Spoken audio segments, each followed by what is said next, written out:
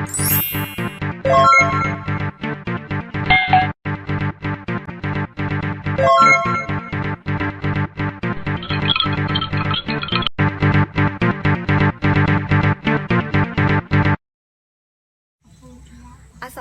warahmatullahi wabarakatuh.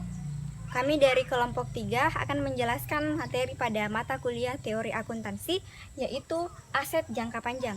Nah, di sini saya akan menjelaskan tentang harga perolehan aset. Di mana kita ketahui bahwa semakin pesatnya pembangunan di sektor industri, maka yang didukung oleh perkembangan teknologi dan globalisasi di pasar internasional, ini menunjukkan bahwa persaingan antara perusahaan satu dengan perusahaan yang lainnya yang sangat ketat. Nah, dalam hal tersebut, para manajemen dituntut untuk meningkatkan efisiensi dan efektivitas dalam perusahaan tersebut. Nah, cara manajemen meningkatkan efektivitas dan efisiensi tersebut agar suatu perusahaan itu dapat bersaing dan memenangkan persaingan tersebut. Nah, caranya adalah yang pertama yaitu mereka memanfaatkan aset yang dimiliki. Di mana aset tersebut ada dua.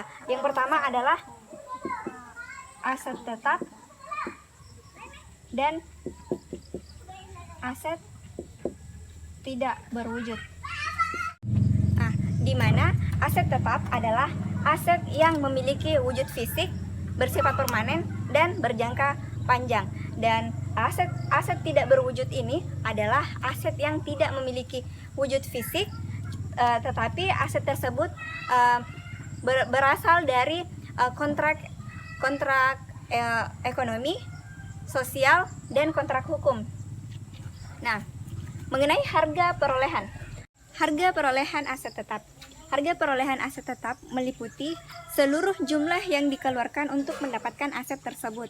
Nah, aset tetap ini dilaporkan dalam neraca, tidak hanya sebagai harga belinya saja, tetapi seluruh biaya-biaya yang dikeluarkan untuk mendapatkan aset tersebut, sampai aset tersebut bisa digunakan atau siap untuk dipakai.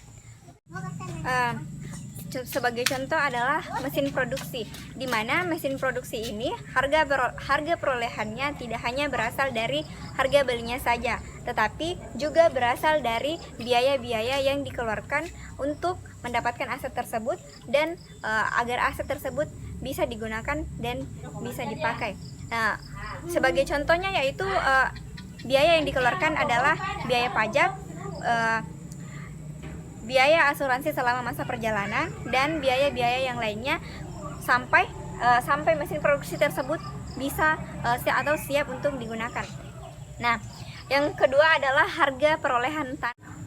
Harga perolehan tanah itu sendiri tidak hanya berasal dari harga belinya saja, tetapi juga berasal dari biaya-biaya yang dikeluarkan untuk pembangunan untuk tanah tersebut, sampai tanah tersebut dapat digunakan.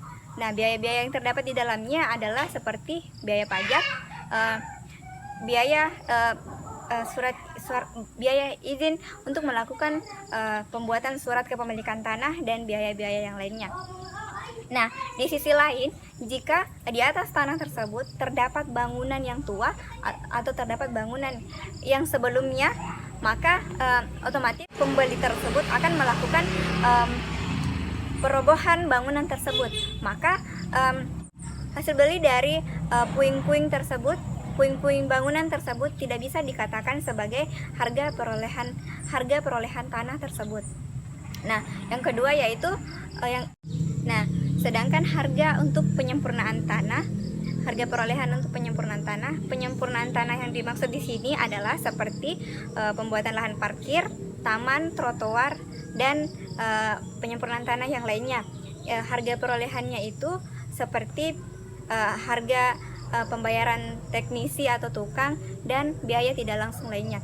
Selain dari harga perolehan tanah dan aset tersebut, juga ada harga perolehan bangunan dan harga perolehan peralatan. Nah, dan mengenai aset tidak berwujud ini akan dijelaskan oleh teman saya untuk menjelaskan materi selanjutnya.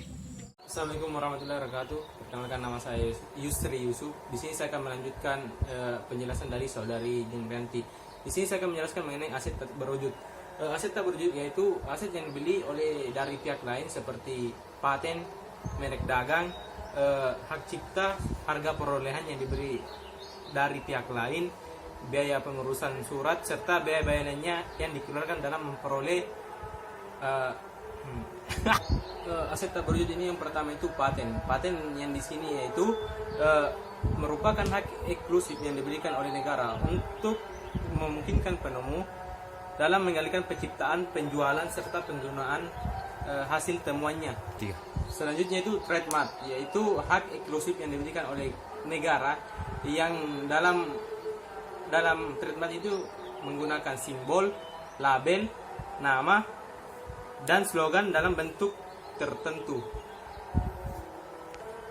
Selanjutnya itu copyright, yaitu hak eksklusif yang diberikan oleh negara yang memperbolehkan pengarang atau penulis untuk mengubah dan menjual hasil karangannya sendiri. Selanjutnya itu franchise. Franchise itu hak eksklusif yang diberikan negara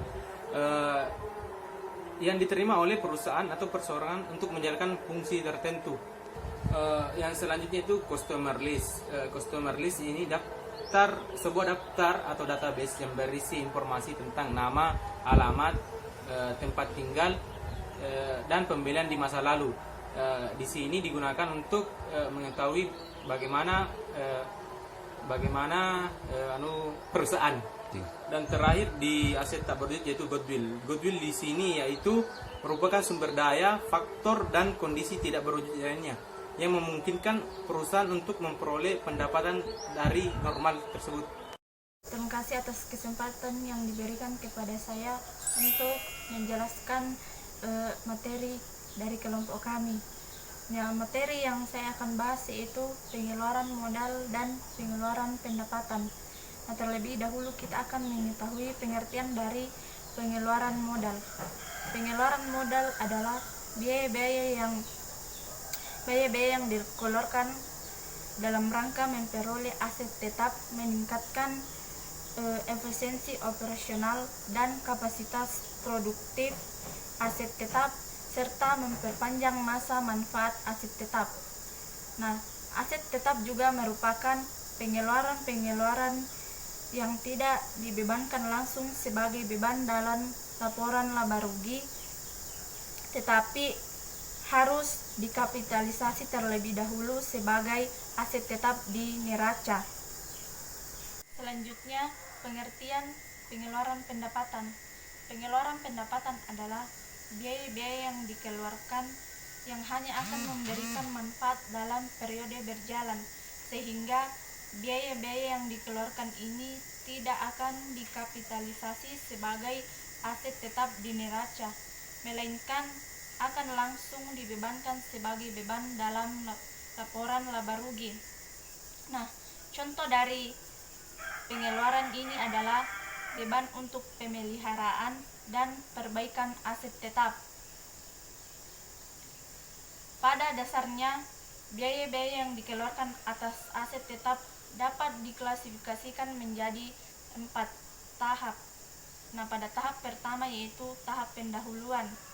Tahap pendahuluan ini terjadi sebelum pihak perusahaan, yakni atas kemungkinan dilakukannya pembelian aset tetap.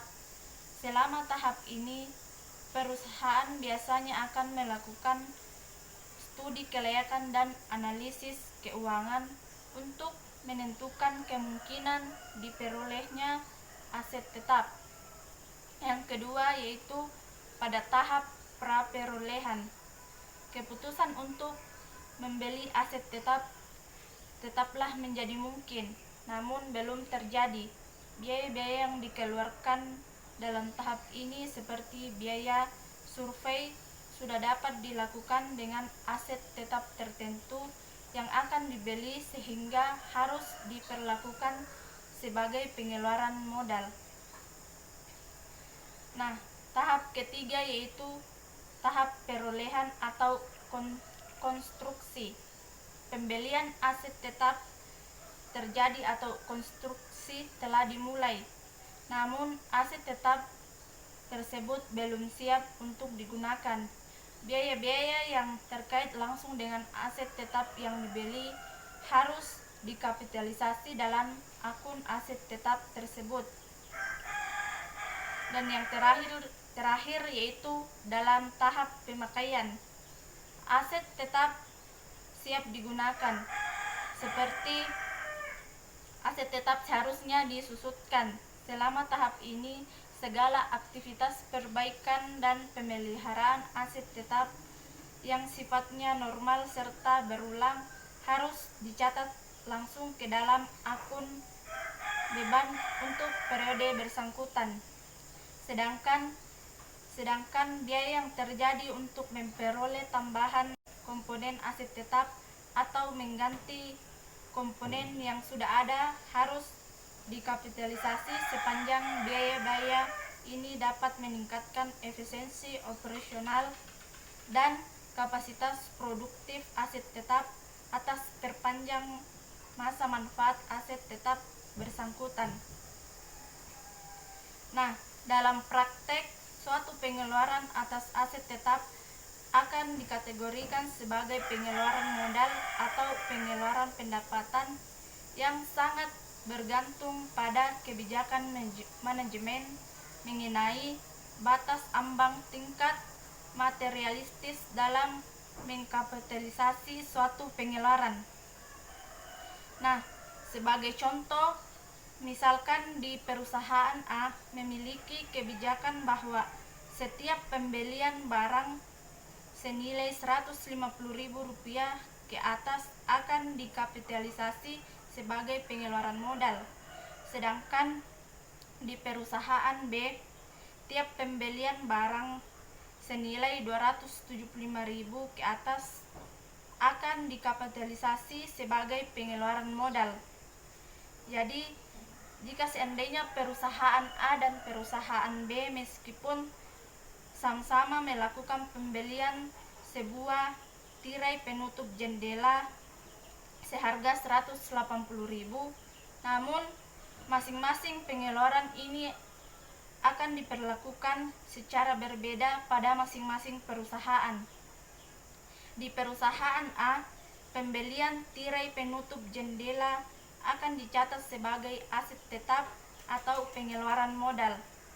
Sedangkan di perusahaan B akan langsung dicatat sebagai beban atau pengeluaran pendapatan dalam laporan laba rugi periode berjalan di mana pembelian tersebut dilakukan. Sekian dari materi saya. Wassalamualaikum. Baik, materi selanjutnya adalah penjelasan mengenai faktor-faktor yang mempengaruhi beban penyusutan. Nah, pengertian dari pembebanan penyusutan merupakan pengakuan terjadinya penurunan nilai atau potensi manfaat jasa suatu aset. Nah, pengalokasian beban penyusutan mencangkup beberapa periode pendapatan sehingga banyak faktor yang perlu dipertimbangkan oleh manajemen untuk menghitung besarnya beban penyusutan periodik secara tepat. Nah, untuk memperoleh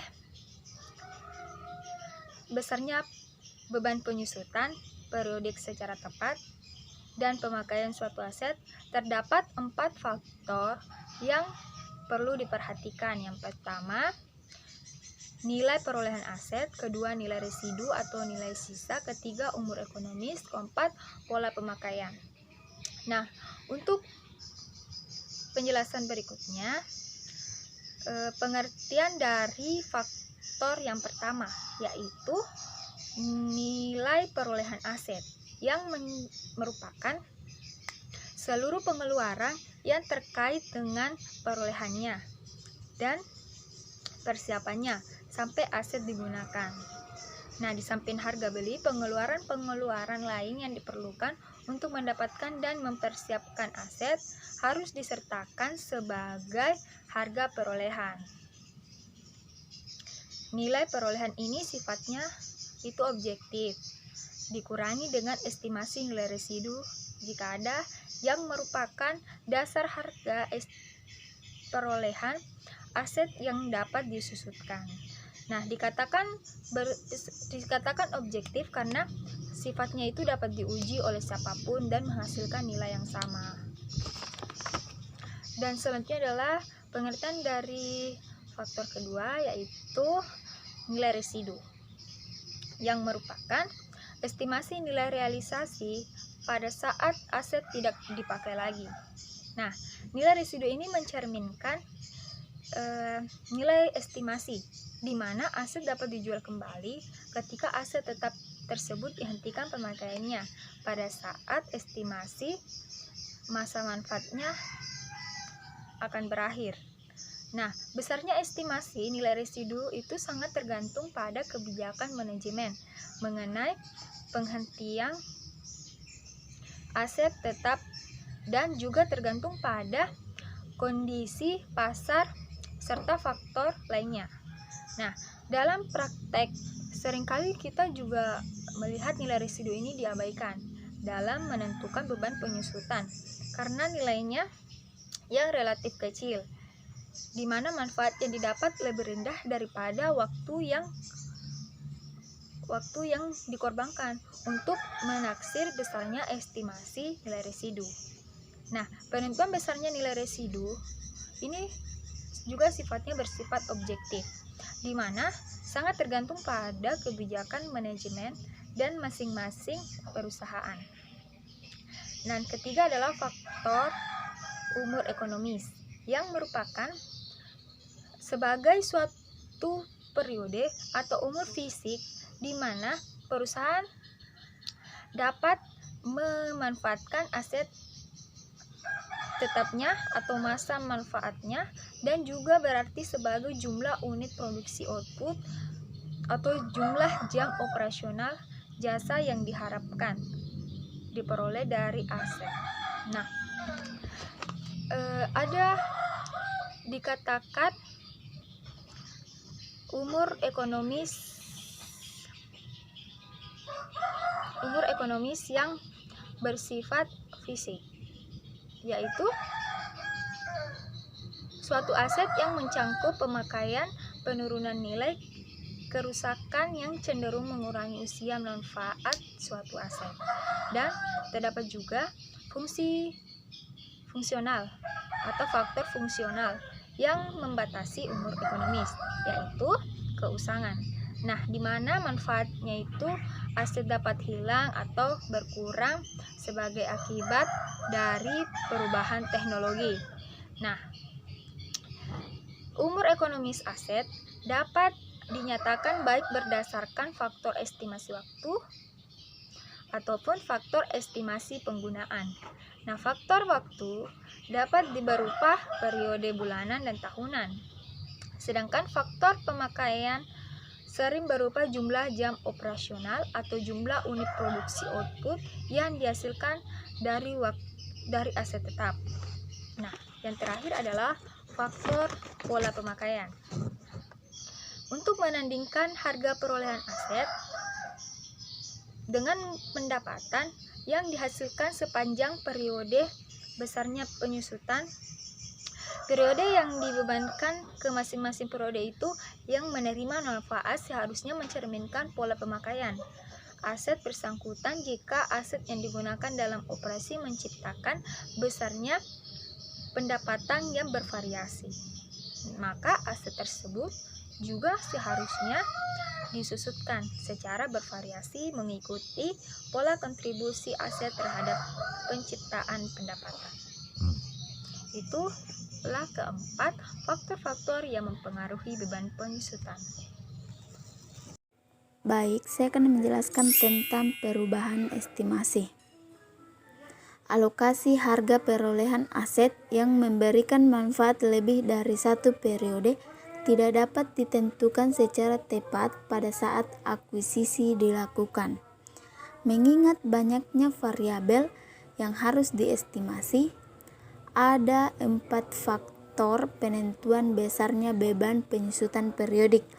Hanya ada satu faktor saja yang mencerminkan data atau informasi historis, yaitu harga perolehan aset, di mana besarnya tidak perlu lagi diestimasi melainkan dapat langsung dibuktikan atau diverifikasi keabsahannya secara objektif lewat dokumen pembelian aset. Sedangkan ketiga faktor lainnya yaitu umur ekonomis, nilai residu, dan pola pemakaian aset harus diestimasi terlebih dahulu secara objektif berdasarkan kepentingan dan pengalaman manajemen untuk sampai pada perhitungan beban penyusutan. Perubahan dalam estimasi hanya akan mempengaruhi beban penyusutan periode berjalan dan periode berikutnya, bukan sebagai penyesuaian atas periode sebelumnya. Suatu revisi atas besarnya estimasi nilai residu dan umur ekonomis aset adalah hal yang biasa. Ketika ekonomis direvisi, maka besarnya estimasi yang harus akan digunakan untuk menghitung beban penyusutan dalam periode di mana estimasi tersebut direvisi dan untuk periode-periode berikutnya. Dengan kata lain, besarnya estimasi yang harus tidak akan mempengaruhi jumlah beban penyusutan yang telah dicatat dalam periode-periode sebelumnya. Sebagai contoh, misalnya, bahwa sebuah aset dibeli dengan harga 260 juta, aset tetap ini awalnya diestimasi memiliki umur ekonomis 20 tahun dengan nilai residu sebesar 10 juta. Untuk menghitung besarnya beban penyusutan periodik, asumsi bahwa periode penyusutan yang dipakai adalah metode arus garis lurus. Aset tetap ini kemudian dipakai selama 12 tahun dengan besarnya penyusutan sebesar 12 juta 500 per tahun. Didapat dari 260 juta dikurang 10 juta dibagi 20. Jadi, besarnya penyusutan per tahun adalah 12 juta 500. Maka besarnya nilai buku aset pada akhir tahun ke-12 adalah 260 juta dikurang 12 dikali 12 juta 500 sama dengan 110 juta. Jadi besarnya nilai buku aset pada akhir tahun ke-12 yaitu 110 juta. Sepanjang tahun ke-13 diestimasikan bahwa sisa umur ekonomis adalah 10 tahun dengan nilai residu sebesar 6 juta. Besarnya beban penyusutan untuk masing-masing tahun sepanjang 10 tahun yang tersisa adalah sebesar 10 juta 400 per tahun, karena 110 juta dikurang dengan 6 juta dibagi 10 juta, jadi hasilnya 10 juta 400 per tahun. Perubahan lainnya dalam estimasi terjadi ketika pola pemakaian aset yang sesungguhnya ternyata tidak sama pada pola pemakaian yang tersirat pada metode penyusutan yang digunakan. Perubahan dalam metode penyusutan yang terjadi karena adanya revisi atas perkiraan pola pemakaian aset juga hanya akan berdampak terhadap beban penyusutan periode berjalan dan periode berikutnya, bukan sebagai penyesuaian atas periode sebelumnya.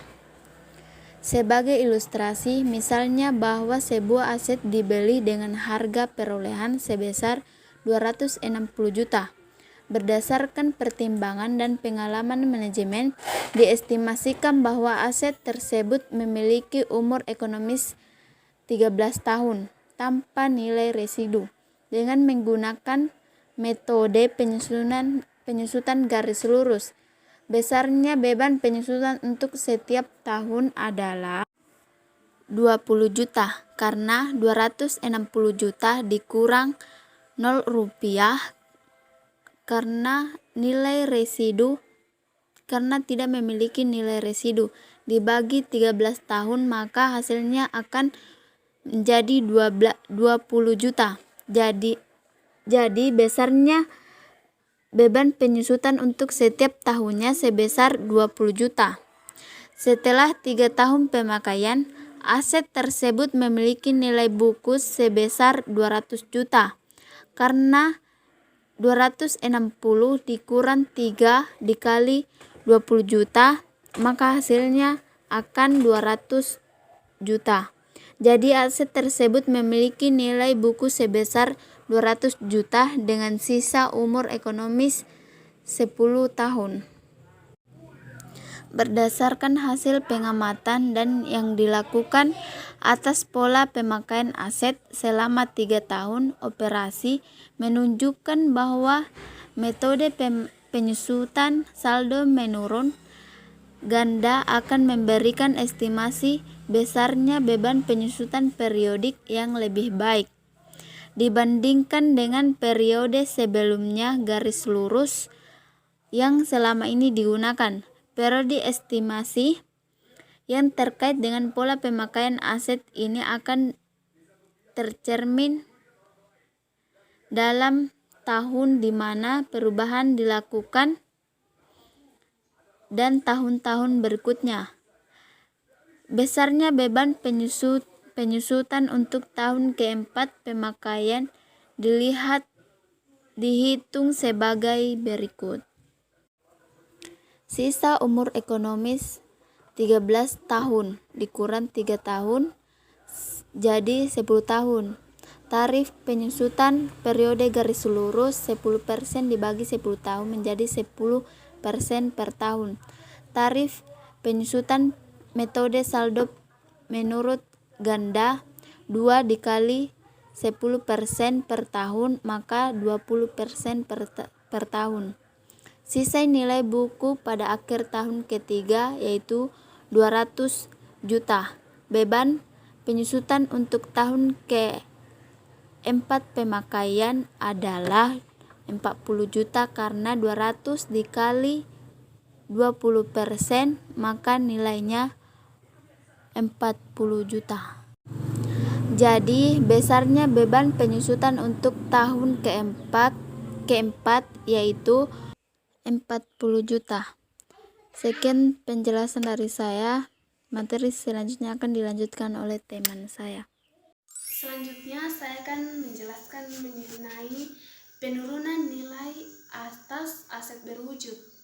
Nah, perlu kita ketahui bahwa penurunan nilai atau instrumen terjadi ketika aset dibeli atau saat umur ekonomisnya berakhir serta melakukan penghapusan segera atas penurunan nilai.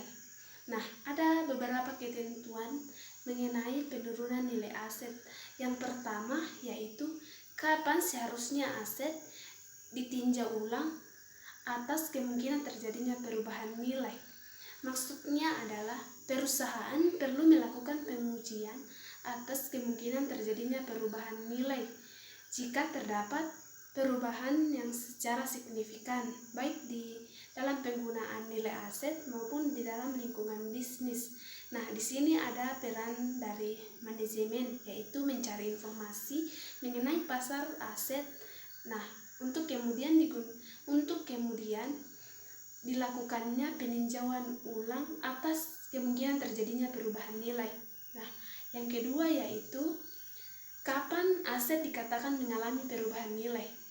Maksudnya adalah seharusnya perusahaan mengakui kerugian nilai atau impairment loss hanya saat jumlah estimasi arus kas masuk bersih dari aset di masa yang akan datang lebih kecil dibandingkan dengan nilai buku aset bersangkutan. Nah, dan ini berdasarkan nilai waktu atas uang, dan nilainya akan selalu lebih besar dari nilai wajar aset. Nah, yang ketiga yaitu bagaimana kerugian penurunan nilai aset seharusnya diukur. Maksudnya adalah penurunan nilai diukur atau ditentukan sebesar selisih antara nilai buku aset dengan nilai wajarnya. Nilai wajar artinya nilai saat ini atau nilai sekarang atau present value. Nah, yang keempat adalah informasi apa yang seharusnya diungkapkan dalam catatan laporan keuangan mengenai perubahan nilai aset. Maksudnya, pengungkapan seharusnya meliputi penjelasan atau uraian mengenai aset yang mengalami perubahan nilai atau mesin produksi, peralatan, atau aset lainnya dengan alasan karena penurunan nilai dan perubahan pola pemakaian aset dan perubahan lingkungan bisnis. Kerugian ini dilaporkan dalam laporan laba rugi. Nah, selanjutnya untuk pembahasan mengenai contoh soal akan dilanjutkan oleh teman saya yaitu Cici Juliana. Assalamualaikum warahmatullahi wabarakatuh. Jadi selanjutnya saya akan membahas mengenai lanjutan dari teman saya yaitu si Mayaranti. Jadi di sini yang saya bahas adalah pengilustrasian gitu. Ilustrasi dari penurunan nilai aset. Jadi di sini kan kita lihat ini kursornya ya. Kita lihat bahwa PT Blessing Good itu membeli sebuah mesin yang dia beli itu 4 tahun yang lalu sebesar 450 juta. Tuh, mesin tersebut disusutkan dengan menggunakan metode garis lurus. Dan umur ekonomisnya itu sebesar 10 tahun gitu. Jadi perusahaan memutuskan bahwa mesin akan dievaluasi atas kemungkinan terjadinya penurunan nilai. Nah, sisa umur ekonomisnya pasti 6 tahun kan, karena kita sudah menggunakannya selama 4 tahun gitu. Nah, ditaksir bahwa arus kas masuk bersih aset diestimasikan gitu sebesar 28 juta per tahun. Dan nilai wajar mesin saat ini adalah 140 juta gitu. Dengan penyusutan tahunan sebesar 45 juta.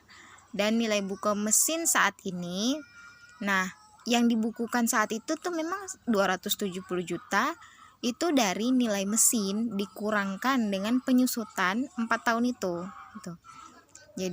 Jadi untuk menentukan apakah mesin mengalami penurunan nilai atau tidak, nilai buku 270 juta tadi itu dibandingkan nilai penyusutan gitu. Dibandingkan dengan nilai nilai bukunya kita yang 6 tahun gitu. Nilai arus kas masuk bersih yang diestimasi selama 6 tahun itu berapa. Jadi kan kita melihat bahwa yang diestimasi itu yang belum didiskontokan itu lebih kecil gitu dibandingkan nilai buku. Maka kerugian penurunan nilai seharusnya diakui. Kerugian itu dihitung dari selisih nilai buku aset yang diestimasikan nilai wajarnya yaitu 130 juta. 130 juta ini dari 270 juta dikurang 140 juta gitu. Jadi 140 juta itu adalah nilai wajar mesin saat ini. Nilai wajar mesin saat ini seharga 140 juta. Jadi 130 juta itu dari 270 dikurang ini 270 adalah nilai saat ini di buku itu dikurangkan dengan nilai wajar mesin saat ini, makanya mendapatkan 130 juta. Terus kita mau lihat jurnalnya seperti apa. Jadi kan ini ada penurunan aset, makanya dia harus diakui atau dicatat, dan pencatatannya seperti ini gitu. 450 juta itu dari harga mesin yang kita beli 4 tahun yang lalu, dikurang dengan 140 juta nilai wajar mesin saat ini, maka berlaku penurunan nilai aset. Karena apa? Karena nilai wajar mesin saat ini 140 juta itu lebih kecil dari nilai berapa kita beli mesin 4 tahun yang lalu. Itu akan mendapatkan 310 juta.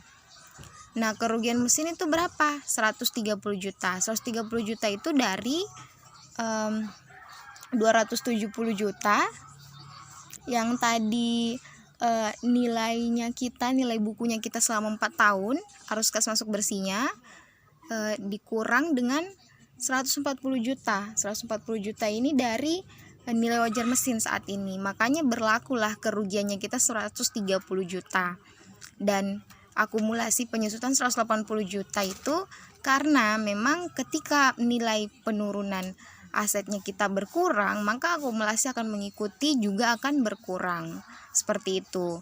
Nah, setelah kita mencatat jurnal ini, maka untuk mesin dianggap sebagai harga perolehan mesin gitu. Jadi 140 juta yang didapat dari 450 juta dikurang 310 juta gitu. Ya, nah perlu kita perhatikan di sini bahwa setelah kerugian atas penurunan nilai diakui, tidak akan ada pemulihan yang diperkenankan gitu atas besarnya kerugian yang kita terima. Sekalipun nilai wajar mesin itu mengalami peningkatan, itu nggak ada. Terima kasih. Selanjutnya nanti saya akan bahas mengenai kategori kasus yang lain. Selanjutnya saya akan membahas mengenai kasus yang kedua, yaitu terkait dengan 2 estimasi arus kas bersih. Kan tadi yang pertama adalah 1 estimasi, sekarang kita menggunakan 2 estimasi. Nah, dalam kasus akan lebih tepat apabila mengestimasikan kisaran probabilitas atas kemungkinan besarnya arus kas masuk bersih dari aset di masa mendatang. Daripada hanya membuat 1 angka estimasi, kita membuat 2 angka estimasi. Nah, kita tahu kan kalau yang pertama tadi mengestimasikan sebesar 28 juta per tahun. Nah, akan lebih tepat kalau kita menggunakan 2 estimasi, menggabungkan kisaran probabilitas atas kemungkinan besarnya arus kas masuk bersih. Nah, kita bisa lihat tabelnya. Tabelnya ini yaitu mengenai estimasi 2 estimasi jumlah arus kas masuk bersih. Nah, kan tadi kan kita tahu bahwa sisa dari mesinnya kita itu sisa umur ekonomisnya itu sisa 6 tahun. Jadi kita estimasikan, yang pertama estimasinya itu 24 juta itu per tahun gitu. Jadi selama 6 tahun kan sisa umur ekonomis mesinnya kita 6 tahun. Nah, itu sebesar kisaran probabilitasnya itu 85%. Dan untuk kisaran kedua, estimasi kedua itu 50 juta yang kita ambil per tahun. Nah, itu berlaku selama 6 tahun karena kita lihat umur ekonomisnya sisanya itu 6 tahun. Makanya probabilitasnya itu 15%. Nah, untuk perhitungannya kita bisa lihat tabel berikutnya ini. Nah, kan kita tahu estimasinya kita itu 24 juta. Nah, 24 juta ini yang kita kalikan 6 tahun. 6 tahun sisa umur ekonomis kita itu dapatnya 144 juta. Dan yang kedua itu sebesar 50 juta dikalikan 6 tahun dapatnya 300 juta. Ini yang akan 144 juta ini yang akan kita kalikan 85%, yaitu kisaran estimasi probabilitasnya kita. 300 juta dikali 15%. Nah, dapat rata-rata tertimbangnya itu 122,4 juta dan 45 juta. Itu yang akan menjadi rata-rata tertimbang. Makanya hasil pertambahan dari 122,4 juta ditambahkan 45 juta itu 167,4 juta. Itulah rata-rata tertimbang dari kasus kedua ini. Nah, kita bisa lihat untuk menentukan mesin mengalami penurunan nilai atau tidak, nilai buku. Tadi kan nilai bukunya kita sebesar 270 juta. Itu dari nilainya kita selama 4 tahun dibandingkan dengan 167 juta rata-rata tertimbangnya kita, yang merupakan jumlah rata-rata tertimbang dari estimasi arus kas masuk gitu, arus kas masuk bersih di masa yang akan datang yang belum didiskontokan gitu kan. Dan dalam hal ini karena jumlah rata-rata tertimbangnya kita itu lebih kecil gitu, lebih kecil dibandingkan nilai buku, maka kerugian penurunan nilai seharusnya diakui. Tuh. Jika dalam kasus diasumsikan bahwa harga pasar tidak dapat diobservasi, maka harga pasar atau nilai wajar mesin dapat diestimasi dengan menggunakan teknik nilai present value. Apabila besarnya tingkat diskonto adalah 5%, maka besarnya estimasi nilai sekarang dari mesin dihitung. Lihat tabel berikutnya seperti ini. Nah, kita bisa lihat kan, itu kan tadi kita estimasikan selama 6 tahun itu kita dapat 24 juta. Nah, arus kas masuk bersihnya. Dan yang kedua itu, opsi kedua itu 50 juta. Nah, kita tahu bahwa nilai sekarang itu, kita bisa lihat di tabelnya kan, ini tabelnya. Ini saya jalankan kursor. Ini nilai sekarang di 24 juta itu 121.816.800. Itu nilai sekarang dari nilai 24 juta kali 6 tahun. Nah, nilai kedua itu 50 juta kali 6 tahun dikali nilai sekarangnya itu 253.785.000. Itu tuh ada probabilitasnya 85% dan juga 15% untuk opsi kedua. Nah, rata-rata tertimbangnya ini yang didapat dari perkalian ini. Tuh. Yang didapat, maka jumlah. Nah, rata-rata tertimbang ini tinggal kita jumlah. Dapatnya itu 141.612.030 rupiah. Nah, skenario ini kan ada skenario 1 dan ada skenario 2. Sebenarnya kalau pakai net present value itu sebenarnya ada tabel. Tabelnya itu kan kayak tabel perhitungan PVAF ya. PVAF itu kan sebesar 5%. Sebenarnya ini ada tabelnya, tapi kita akan langsung menjelaskan mengenai jumlahnya langsung itu 121, makanya dia masuk ke nilai sekarang. Ini dikalikan saja gitu, 50 juta kali berapa nilai sekarangnya, terus itulah nilai sekarang yang masuk di nilai sekarang. Nah, itulah yang dikalikan dengan probabilitas, dapat rata-rata tertimbang, dijumlahkan dapatlah 141.612.030 rupiah. Itulah. Nah, sebagaimana yang telah dijelaskan sebelumnya, nilai wajar aset yang ditaksir dengan menggunakan nilai sekarang atau present value dari jumlah estimasi arus kas masuk bersih aset di masa yang akan datang, kerugian dihitung sebesar selisih antara nilai buku aset dengan estimasi nilai wajarnya, yaitu kita dapat nih 128.387.970 rupiah. Itu didapat dari 270 juta. 270 juta ini kan nilai bukunya kita saat ini, karena kan kita sudah menggunakan itu selama 4 tahun, ya kan? Makanya itu di jumlah itu 270 juta ya. Dikurangkan dengan 141 juta. 141 juta ini dari perhitungan tadi, perhitungan ini. Nah, 140 juta itu adalah rata-rata tertimbangnya. Makanya kita cari selisihnya di situ. Selisihnya itu adalah 270 juta dikurang 141 juta nilai rata-rata tertimbangnya, yaitu nilai bukunya kita dikurang rata-rata tertimbangnya. Makanya dapatnya itu adalah selisihnya itu 128.387.970 rupiah. Itulah pembahasan terakhir dari 2 kasus tadi, yaitu kasus pertama itu kalau kita mengestimasikan 1 arus kas bersih, dan kasus kedua itu mengestimasikan 2 arus kas bersih tapi dia menggunakan present value atau nilai sekarang. Terima kasih. Itulah pembahasan seluruh materi dari kami. Lebih dan kurangnya kami mohon maaf.